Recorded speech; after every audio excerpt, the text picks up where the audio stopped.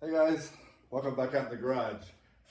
Today I'm going to go ahead and set the boring bar on this small block Chevy so we can machine for a sleeve in this #1 hole. It's got a big window in it. I showed it on yesterday's video. So we're going to go ahead and set the boring bar up here and get it ready to cut for this sleeve here. So I've already, I kind of wire wheeled this already. Then after I do that, I just go ahead and get a scraper, and I try not to gouge at anything. I'm not exactly sure what the professional name for this scraper is, but it's one of those really cool ones. It's all square, carbide-ish or whatever, something. So I kind of hold it flat, and then just kind of go across it, and you'll find if there's anything. But the wire wheel took off just about everything, except I found when you get a scraper and go like this, or you can use a block of wood with emery or with sandpaper or whatever, and you can go square across it. That works too. But I just have a feel for these, and I can feel if there's like a little raised spot, because sometimes by these dowel holes from pulling them out or whatever, you may pull the metal up. Or even the threads where the head bolts go in. Sometimes you can kind of feel something and you can address it. And like say, using I'm going to call it a scraper, not really a putty knife. Putty knives are more flexible. You'll feel it, okay? Again, everybody has their own way of doing this stuff. So however way you're comfortable of doing yours, if you're doing them. And there's some stamping back here. Somebody stamped the number 3. And it looks like maybe a partial vein or whatever number back here. I go ahead and just rub across it anyway. The boring bar may never touch this area right here, but I go ahead and go across it anyway. See, and then it just actually, it's really smooth. Got that big water jacket, gotta be real careful around those. Yeah, this is real good. Nothing. Okay. All right. So then you can get you like carb cleaner, brake cleaner.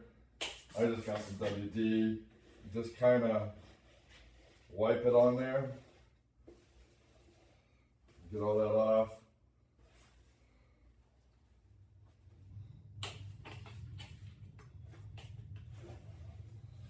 This kind of helps the boring bar too. Slide easier when you're setting it up. But the only thing is it's going to want to smoke now because you're cutting the cylinder and you got WD in it. That's the advantage of using carb cleaner or brake clean. You won't have that because it dries. Okay. Where WD, of course, stays wet. Okay, just like that. Now, the tooling that holds the boring bar looks like this here. Okay. Basically, let me. I think I have that up. Let me just back that. Like that, because I don't know what's all showing in there. I was trying to zoom in on everything, but I don't know if it's even working. I might not even be in the picture. But anyway, it's like this here. This part down here is what goes on the bottom of the cylinder. That's what grabs the bottom of the cylinder. These 3 fingers here is what goes up against the cylinder and holds this piece. But to hold this piece while you're trying to tighten these up a little bit, you have these tongs, almost like tortilla tongs or taco tongs or whatever, and they're gonna go, and it's gonna go like that, okay? This is gonna sit on the deck, and that's what's gonna hold it. So I'll go ahead and set it in there, and then I can move it up and show you. And since we're gonna do #1 cylinder, this needs to be on number 3. This small block Chevy, so it's 1357. So this one's gonna go down in here, catch the bottom of the sleeve, and then put your tongs like that. Okay. I'll go ahead and get you a better picture.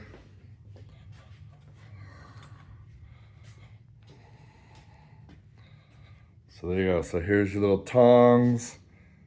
And you can kind of see down, well, maybe see down in there. Let me put my hand down there. See, here's that bar right here. You can see my hand on it. That's under the sleeve. Now we just have to tighten these up. Like, not really tight, you know, it's not there to hold, it's not centering the boring bar, let's put it that way. We're just gonna snug those up to hold the piece in to put the boring bar on. So there'll be something to hold, like a third hand, you know. Okay, now,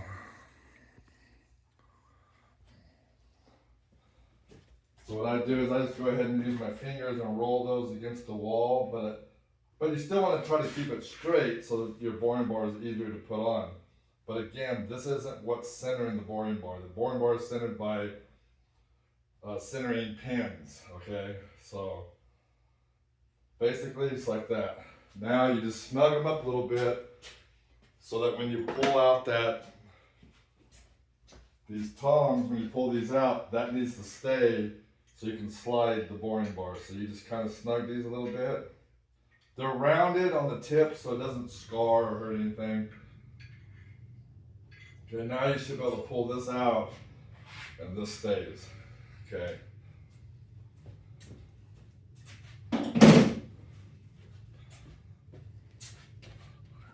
I can go ahead and give you a little idea of that too.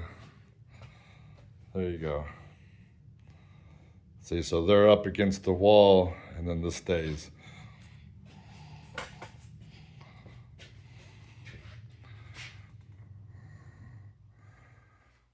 Okay.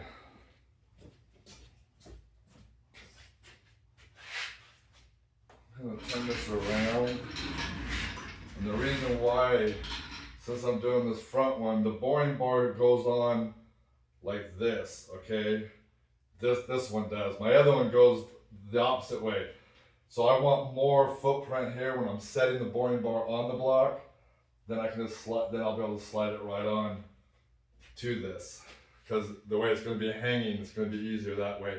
Unfortunately, I have to use a engine hoist, but at at my shop, I had an overhead hoist and everything. It was nice, but the ceiling's so low here, I couldn't set that up in here to lift the boring bar. So now it's more of a little bit of a manhandling and everything else type deal.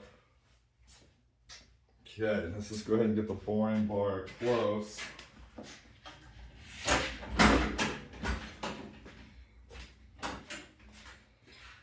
Again, I don't edit nothing, so if I was to edit, I could have already been a little farther on this video because I could, instead of carrying that phone around and everything.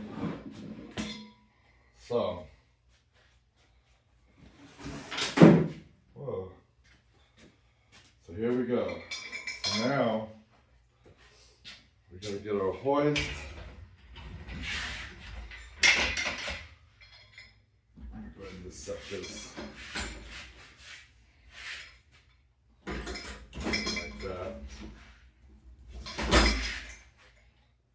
Alright, spin this, like this, bring this in, put the hook on it,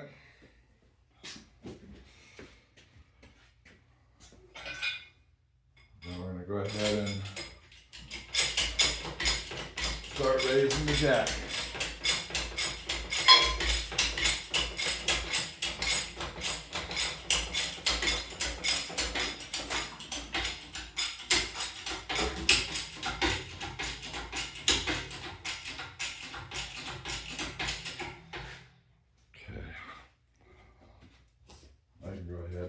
This out of the way. This closer.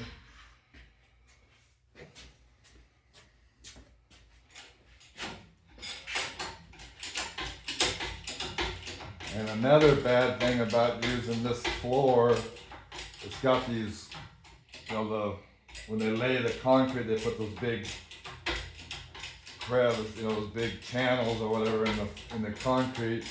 So it makes it a little bit harder for things that have wheels to roll across it.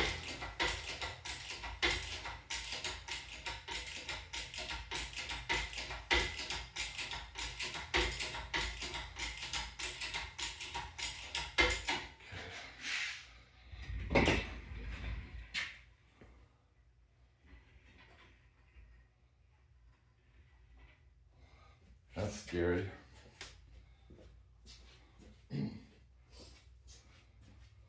All right, so it was just high enough. It goes over, but I'm gonna go a little higher just to be safe. Now, the same thing on the bottom of the boring bar like we did on the block.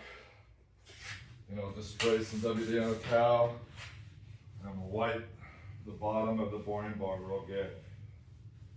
Like this. All right.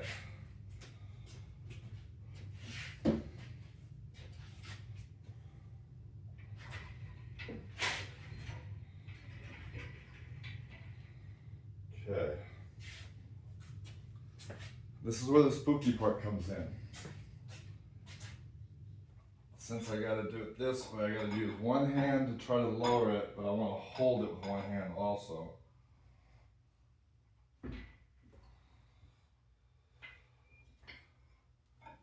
And I keep the hook hooked until I slide it all the way on.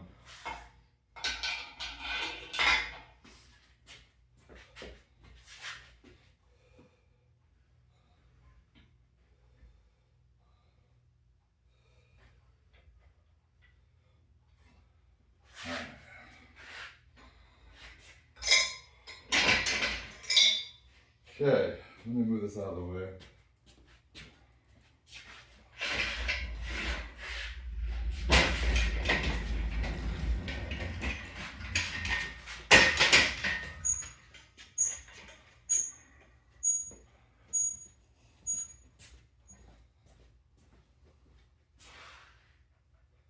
Let me just kind of twist that by hand because I want to go ahead and turn this back around so you guys can kind of get an idea.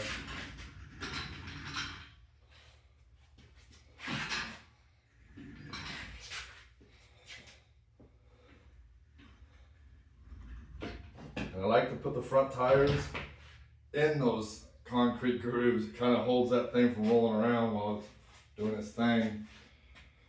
Now, all right, so here it goes. I'm gonna see if I can move this forward.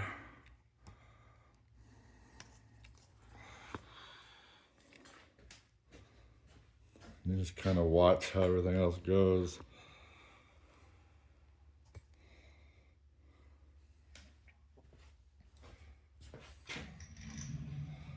Lower that a little bit.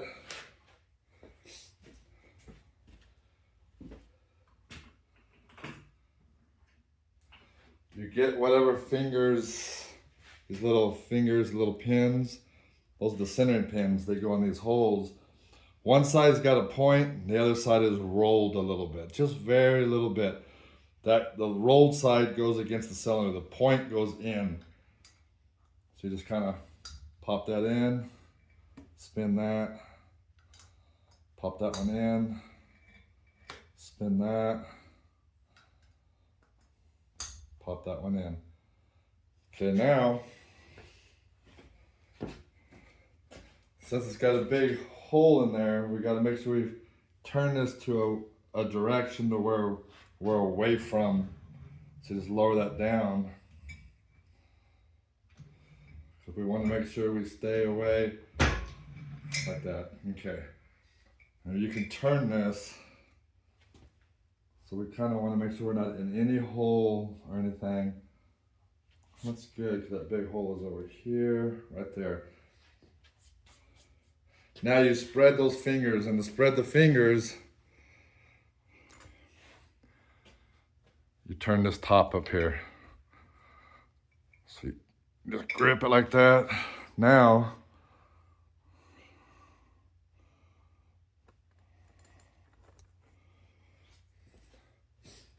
okay, Now the fingers all spread out against her. You rock the boring bar like this, back and forth. Just kind of like this across the block. And this shouldn't move. If the fingers kind of move with it, then you didn't have it tight enough. They didn't center or nothing. So you go like this to check your own little work. Then just kind of go center with it. Then you tighten this here up.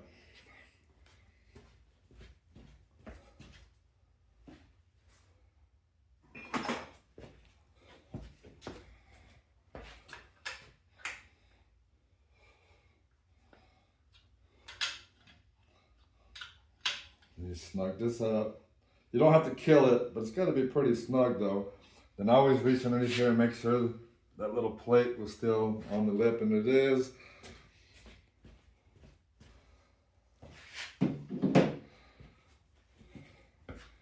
Now that top piece I tightened up, I'm loosening it right now instead of lifting the camera up. I loosened it so I can run this back out. Then you can pull these out.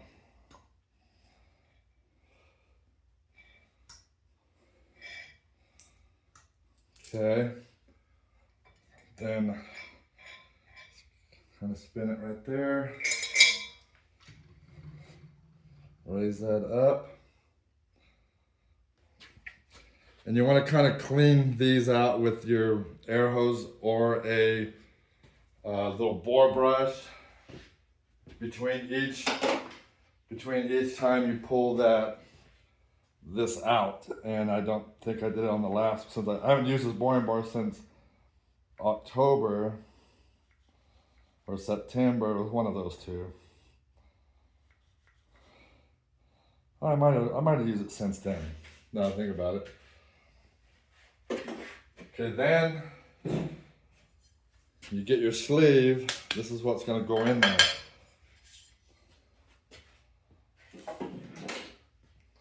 And of course, you're going to mic it, which I already did all that, so I can get ahead of the game. So you're going to mic your sleeve to see what it is. I put no more than 2 thou press. 1.5 thou, 2 is fine for me. Never had no problems. And you're going to have a step on the bottom down there, okay? You're going to leave a step. So that means you also need to know the length of the sleeve. This one's 5.5 inches, so you're going to want to make sure. Yeah, so you're going to want to step on the bottom.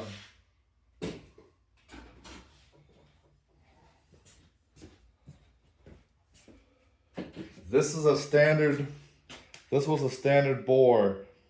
So my first cut, since it's got all that beat up in there in that hole, I'm gonna cut super light, like 5 thousandths, just to make sure there's nothing stupid happening. So we're gonna set our cutter. I'll go ahead and move this back up for right now.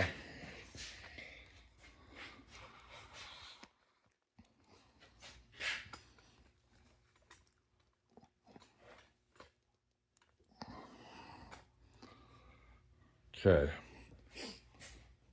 so we want to set our micrometer, okay, to 4" let's just say 4"/05".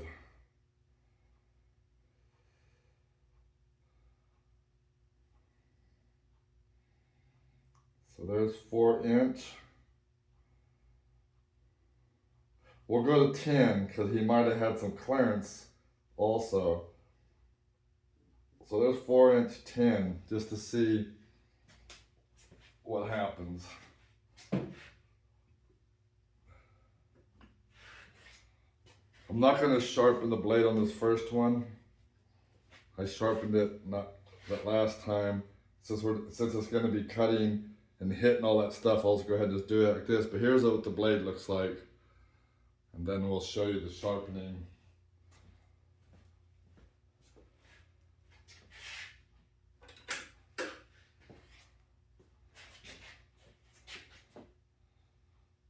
So, it's spring loaded. I don't know if you can hear it. It's going in and out. You push it all the way in. In fact, I'll go ahead and move that camera back up there. You can kind of see that.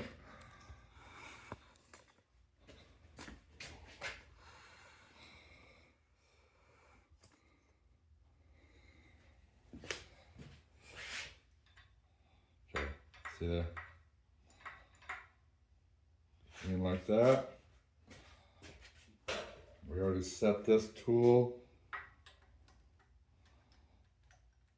Pop that in. Then you loosen that blade, but I hold it with my thumb and come out slowly against this, okay? Then once it touches, go ahead and tighten this back up.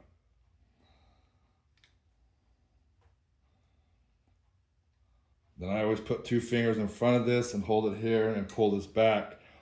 Because if you just yank on this, you can mess the settings up. So there's that. Then you just bring this down close. And we'll just see if that's even gonna touch. So I gotta grab my cord here, plug it in.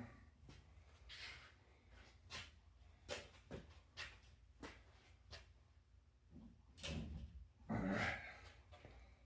Turn this on. Oh, you know what? You wanna be able to see how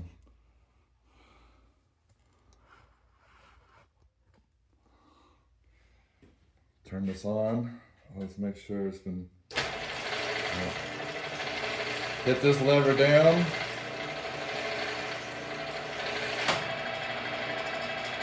Flip this lever here.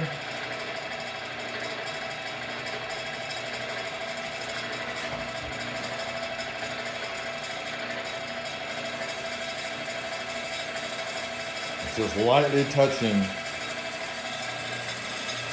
You kind of see the smoke. But you can't really hear it cutting. So it's kind of a good thing. So that means he did have some clearance on it.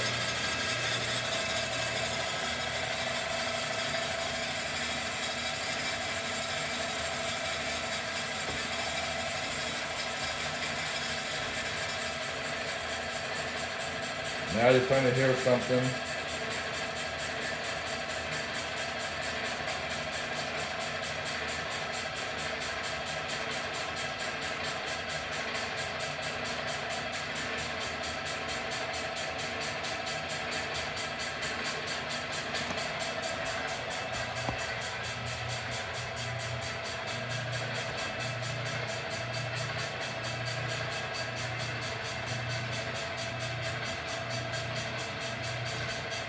Anyway, you don't have to go through all that other part now, but for this it takes a while for it to go down. So I don't start putting my step on until after a couple of cuts. I want to make sure everything's clean first. So I'll just go ahead and continue with this. So anyway, that was basically the setup. I know it's kind of a long video. Again, because I'm trying to set it up and I have no way of jumping forward or backwards or anything like that. So I haven't learned that stuff yet. So there you go. And so then, once I get all this board out that sleeve, drive it in. Alright guys, as always, tomorrow's another day. Be safe out there. Thanks.